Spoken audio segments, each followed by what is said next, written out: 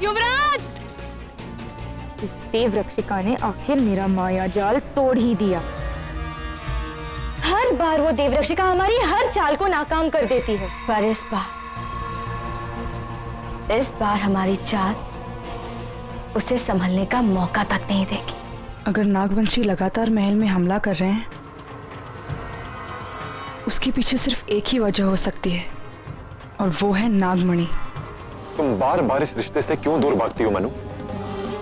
फिर भी हर बार एक पत्नी की तरह अपने पति की जान बचाने आ जाती हो, क्यों? इससे पहले कि वो इस रिश्ते को माने, हमें माधव को नए रिश्ते में जोड़ना होगा। तुम्हारे साथ हमें तुम्हारी और माधव की शादी करनी होगी।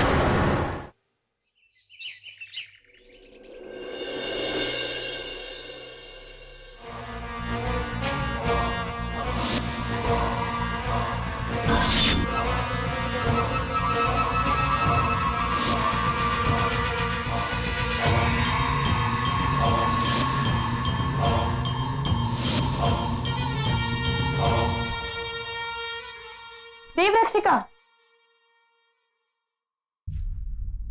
यहाँ आइए ना।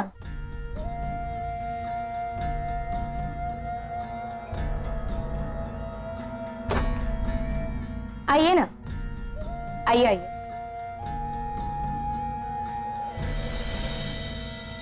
राजकुमारी, आपने मुझे कोई काम से बुलाया? क्यों, हम आपको ऐसे ही नहीं बुला सकते क्या? हमने आपको यहाँ आपका शुक्रिया अदा करने बुलाया है। आपने हमारे युवराज की जान बचाई, बिना किसी खतरे की परवाह किए आपने उनका साथ दिया, इसलिए हम आपसे आपका शुक्रिया अदा करना चाहते हैं। शुक्रिया। हमने कल जो भी कुछ कहा गलत कहा, हमें ऐसा नहीं कहना चाहिए था। अब हमें यकीन हो गया है कि आपके और युवराज के बीच कोई रिश्ता नहीं। हमारा मतलब है एक देवरक्षिका के अलावा।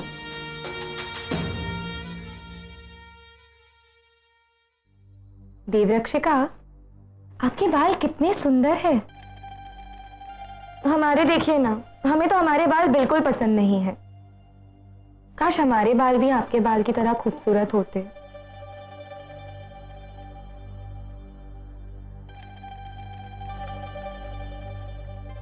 आप हमारे बाल बनाएंगी? वो क्या है ना, आज हमारी सेविका भी नहीं आई है और हम सब चीजें उलझा देते हैं। आइए ना।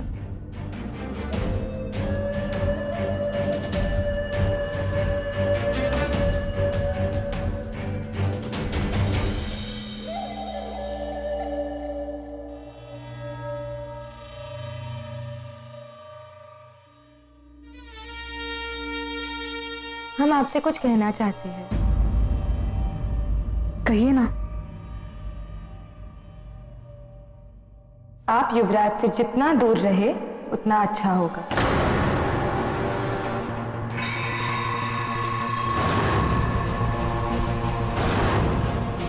आप और युवराज कुछ ज्यादा ही करीब नहीं है? राजकुमारी जी, आप ये कैसी बातें कर रही हैं?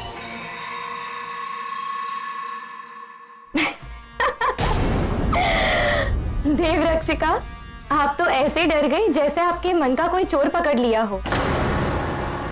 हम मजाक कर रहे हैं। अब तो हम सहेलियां हैं और सहेलियों में हंसी ठिठोली ये सब तो चलता ही रहता है ना? वैसे अब जब हम सहेलियां बन ही गई है, आपको हमारी मदद करनी होगी। कैसी मदद? जो हमारे अपने हैं उन्हें खुश करने में हमारी मदद। देखिए ना, हमारी शादी होने वाली है और हमारे होने वाले पति की पसंद नापसंद का अंदाजा ही नहीं है हमें। इसलिए आपको हमारी मदद करनी होगी। अरे आप रुक क्यों गए? आप और युवराज बचपन के साथी हैं। आप तो वो सब जानती होंगी जो मैं जानना चाहती हूँ। हम युवराज के हर एक पल से वाकिफ होना चाहते हैं। उनका बचपन, उनकी शैताने, वो सब। एक दिन ना हम आपके साथ बैठ के युवराज की सारी बातें और सारे राज जान लेंगे, हर वो बात जो उनके दिल से जुड़ी हुई है। इसमें आप हमारी मदद करेंगी ना? राजकुमारी जी, आपके माता पिता आए, आपका इंतजार कर रहे हैं।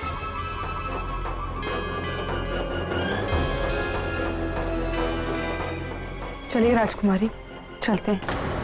मेरे माता पिता?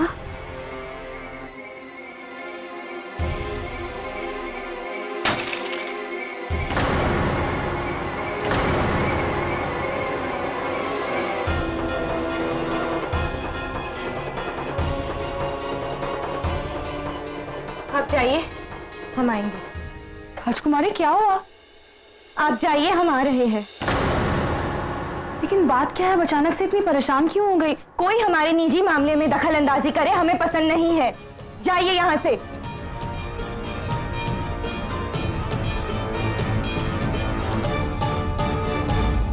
लेकिन राजकुमारी, आप ऐसे क्या हुआ है? हमने कहा जाइए।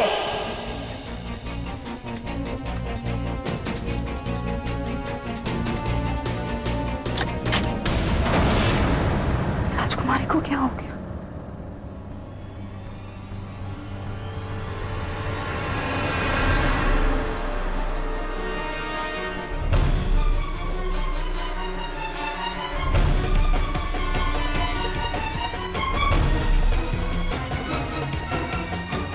युवराज, वो क्या?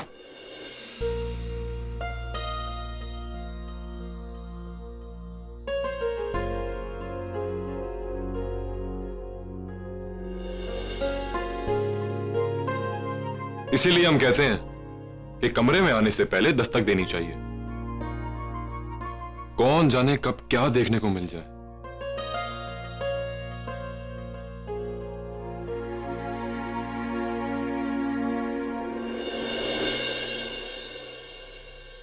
देखिए, मुझे क्षमा कीजिए, लेकिन अभी इसी वक्त चलिए मेरे साथ, चलिए। हम तो आपके साथ जिंदगी भर का सफर तय करने के लिए तैयार हैं। वो तो एक आप ही हैं जो कदम बढ़ाने से डरते हैं। ये मजाक का वक्त नहीं है युवराज। मुझे कुछ ठीक नहीं लग रहा है। कुछ तो है जो बहुत गलत हो रहा है, और उसी का सबूत मैं आपको दिखाना चाहती हूँ। चलिए। कैसा सबूत? युवराज। राजकुमारी जी, आपके माता पिता आए, आपका इंतजार कर रहे हैं। ऐसा कैसे हो सकता है? आपको कोई गलतफहमी हुई हो? मुझे कोई गलतफहमी नहीं हुई। उसी का सबूत आपको सबके सामने पता चलेगा। अब चलिए मेरे साथ। देखो मनु, तुम फिर से सबके सामने एक नया नाटक खड़ा मत कर देना। मैंने आपसे कहा ना, चलिए। मनु, ये राजकुमारी का कमरा है। अगर आप बिना पूछे अंदर जाएंगी तो वो गलती नहीं, जुर्म माना जाएगा, और हर एक जुर्म की सजा होती है। और वैसे भी राजकुमारी जी ने आपको बाहर खड़ा रहने को कहा। कहीं वो नाराज हो गई तो? अगर मैं गलत हूं तो मैं उनकी क्या, किसी की भी नाराजगी सहने को तैयार। अब जो सजा चाहे मुझे आप दे सकते हैं।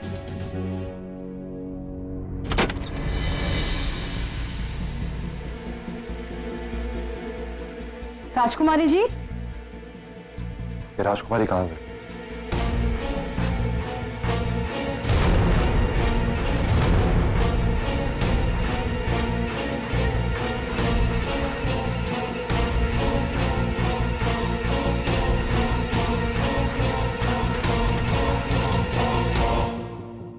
देखा युवराज, मैंने आपको पहले ही बताया था ना कि जरूर कुछ गड़बड़ है, इसलिए मैं जबरदस्ती आपको यहां लेकर आई। लेकिन आप है कि आप मेरी बात पर विश्वास ही नहीं कर रहे थे। हमें सभी को इस बारे में बताना होगा।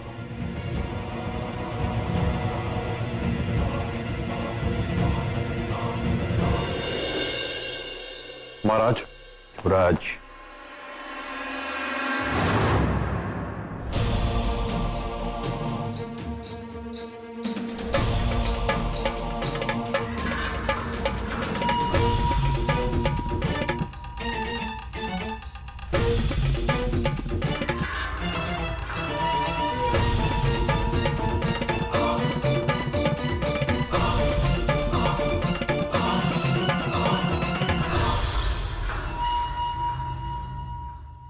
बता नहीं सकते हमने आपको कितना याद किया।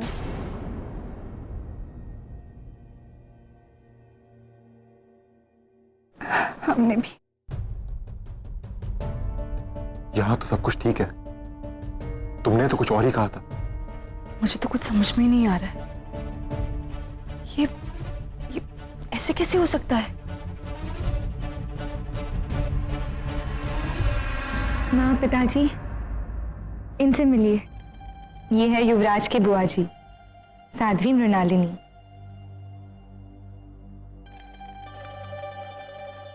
और ये है युवराज माधव।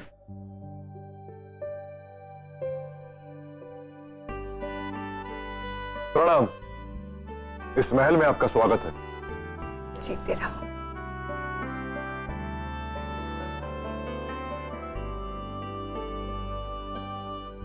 इनसे मिलिए। ये है इस परिवार के सबसे खास सदस्य। ये है युवराज की देवरक्षिका। इनके रहते तो कोई परिंदा भी युवराज के पास पर ना मार सके। महाराज, आपका यहां आना बहुत सौभाग्य की बात है, लेकिन अचानक सूचित किए बिना आने की कोई खास वजह? बस बेटी की याद हमें यहाँ खींच लाई। एक बेटी की याद से ज्यादा बड़ी वजह क्या हो सकती है महाराज? सच पूछिए तो मुहूर्त इतनी जल्दी निकल गया कि हम लोग रूपलेखा की दुल्हन छिकाई में शामिल नहीं हो पाए। तो बस मौका पाते ही हम लोग हाजिर हो गए। और माँ बाप अपनी इकलौती बेटी की शादी के लिए कितने सपने सजाते हैं। हमें तो बहुत बुरा लगा कि हम इसकी शादी की पहली रस्म में भी भाग नहीं ले पाए। महाराज, रस्में तो अभी बहुत होंगी, पर खुशी इस बात की है कि आपसे होने वाली सब रस्मों में आप लोग शामिल होंगे।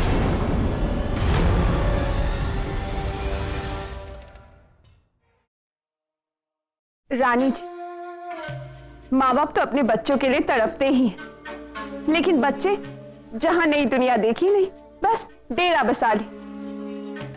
अब देखिए, आप राजकुमारी रूपलेखा के लिए कितनी परेशान हैं, लेकिन राजकुमारी रूपलेखा ये तो यहाँ रस्म के बाद जैसे मानो कुल्फी की तरह जम ही गई, वापस जाने का नाम ही नहीं ले रही थी।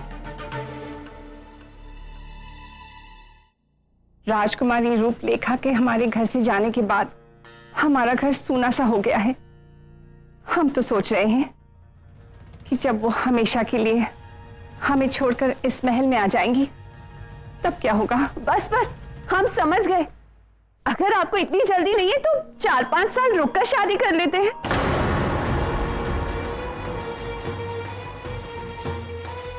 कुछ बोलने से पहले अगर आप ये सोच ले कि क्या बोलना है तो बेहतर होगा।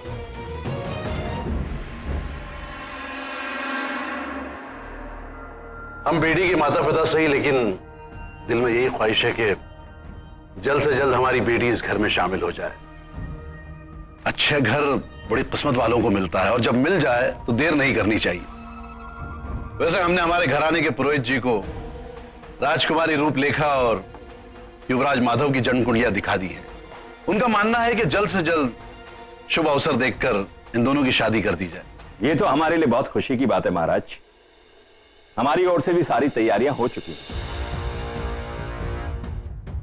लेकिन जिनके लिए आप ये निर्णय ले रहे हैं, क्या आप लोगों ने उनसे पूछा क्या ये दोनों इस विवाह के लिए राजी हैं या नहीं?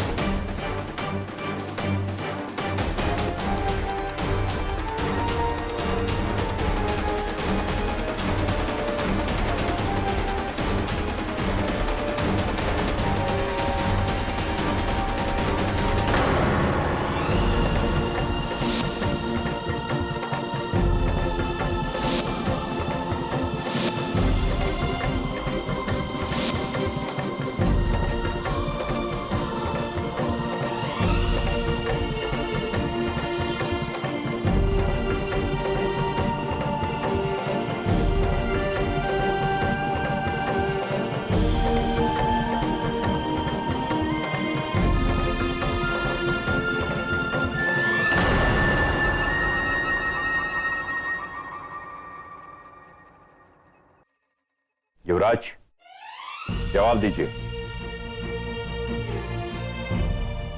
जी महाराज, हमें कोई आपत्ति नहीं।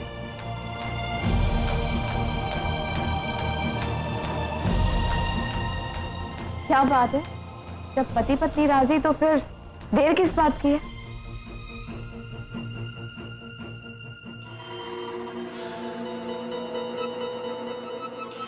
चार दिन के बाद उत्तर भाद्रपद और रेवती नक्षत्र है। वो दिन विवाह के लिए बहुत शुभ रहेगा। अगर उस दिन इन दोनों का विवाह होता है तो बहुत खुशी की बात होगी। हाँ ठीक है, हम तैयार हैं। हमारी तैयारियां भी हो चुकी।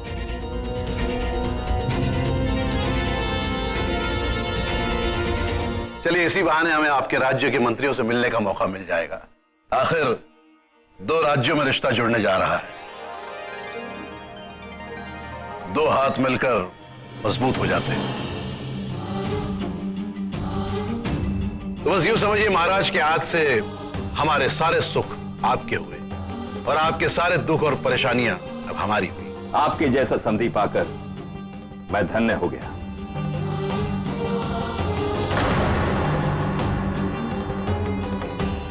राजकुमारी रूपलेखा के माता पिता के रहने की व्यवस्था की जाए।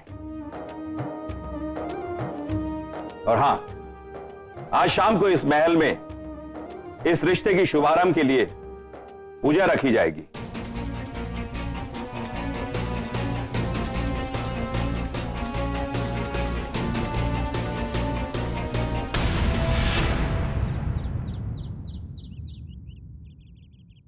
आपने तो आज मेरी जान ही ले ली थी। आपको मुझे ये सब पहले बता देना चाहिए था ना। पता है मैं कितना डर गई थी। आज तो मैंने यहां से भागने का फैसला ही कर लिया था।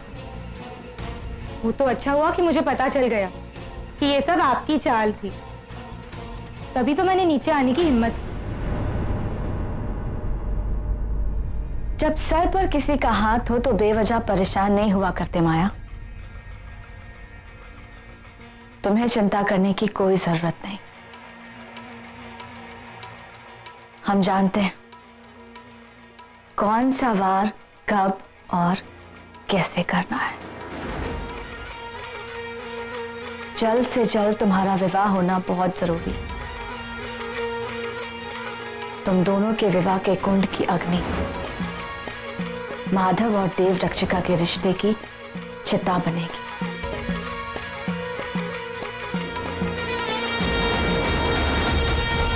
और माधव हमेशा हमेशा के लिए तुम्हारे वश में हो जाएगा। और उसी दरमियान हम मणि तक पहुंच जाएंगे।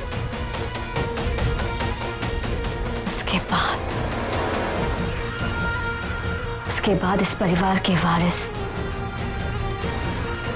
इस कुल के दीपक को हमेशा हमेशा के लिए बुझाकर हम अपना बदला पूरा करेंगे।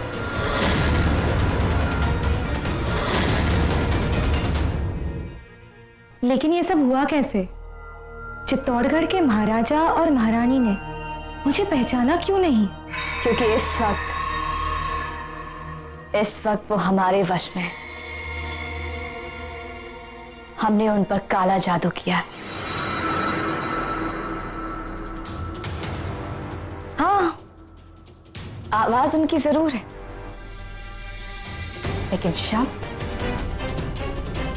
शब्द हमारे।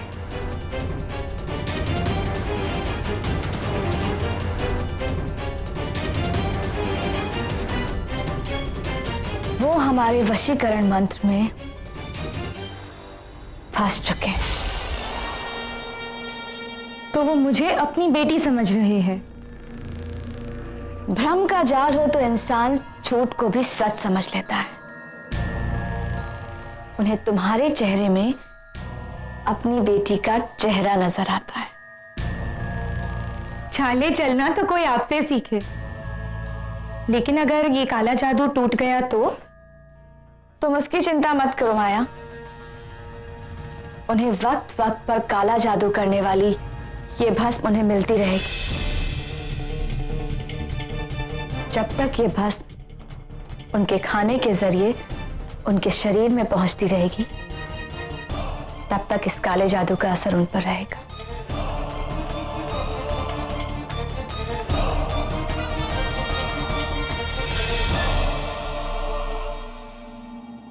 तुम्हें बस इस बात का ध्यान रखना है कि देव रक्षिका को तुम पर शक ना हो।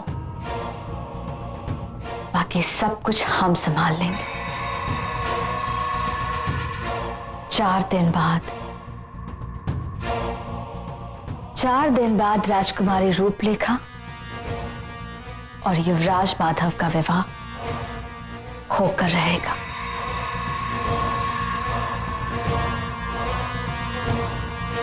और वो देव रक्षिका कुछ भी नहीं कर पाएगी।